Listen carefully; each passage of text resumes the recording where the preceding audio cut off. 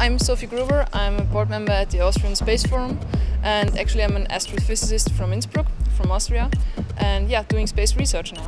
Spacesuits are also something to wear, so it's a kind of a perfect match because we are actually looking a lot into textile materials. So I'm just looking into, well, where can I connect and where can space research connect to the wearable industry. Well, from what I experienced already is that it's a great possibility to network and just get some new insights and get to know new people from different fields as well. And that's really something where you can benefit and to get outside of your box for once.